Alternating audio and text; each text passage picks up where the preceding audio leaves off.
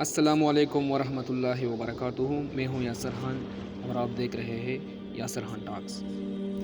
آج میں ایک کتاب پڑھ رہا تھا مولانا وحید الدین صاحب کا۔ اس میں مجھے ایک تحریر نظر آئی جو کہ مجھے بہت بے حد پسند آئی۔ میں نے سوچا آپ لوگوں سے بھی شیئر کروں۔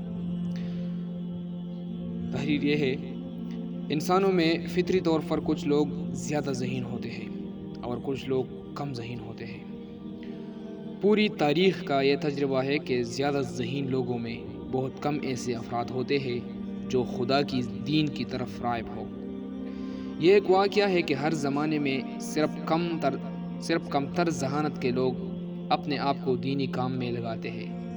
زیادہ ذہانت رکھنے والے لوگوں میں بہت کم ایسے افراد نکلے جو اپنی صلاحیتوں کو حقیقی معنوں میں خدا کے دین کے لیے وقف کر سکے۔ آپ نے دیکھا ہوگا ہمارے معاشرے میں یا پچھلے تاریخ پر بھی اگر آپ نظر ڈالیں تو جو لوگ زیادہ ذہین نظر آتے تھے یا زیادہ ذہین تھے تو ایسے افراد جو ہے حقیقی معنوں میں خدا کے دین کے لیے اپنے آپ کو وقف نہیں کر سکے۔ ایسا کیوں ہے؟ اس کا سبب وہی ہے جس کو قرآن میں حب عاجلہ کہا گیا ہے، یعنی پوری فائدہ، امیجیٹ گین کی کشش۔ زیادہ ذہین لوگ بہت جلد منی مارکیٹ میں اپنے لیے ایک نفع بخش جاب پا لیتے ہیں، جبکہ دینی کام کا فائدہ آخرت سے جڑا ہوا ہے۔ منی مارکیٹ میں ان کو فوراً دولت اور شہرت اور اقتدار ملتا ہوا نظر آتا ہے، جبکہ دینی کام میں انہیں محسوس ہوتا ہے کہ اپنے عمل کا انجام پانے کے لیے انہیں موت کے بعد آنے والی دنیا کا انتظار کرنا پڑے گا۔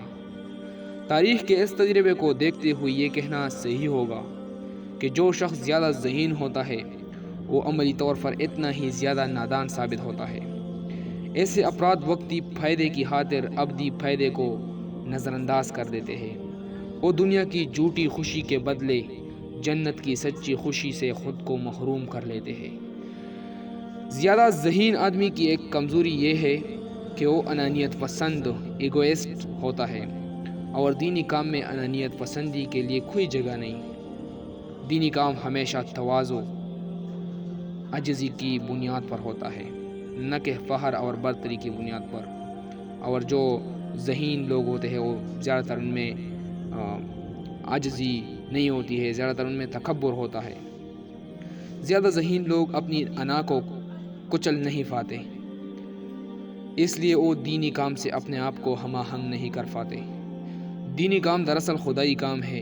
دینی کام وہی لوگ کر سکتے ہیں جو خدا کے مقابلے میں اپنے آپ کو پوری طرح سرنڈر کیے ہوئے ہو۔ اس مزاج میں ادنا کمی بھی کسی آدمی کو دینی کام کے لیے نااہل، انکمپیٹنٹ بنا دیتی ہے۔ السلام۔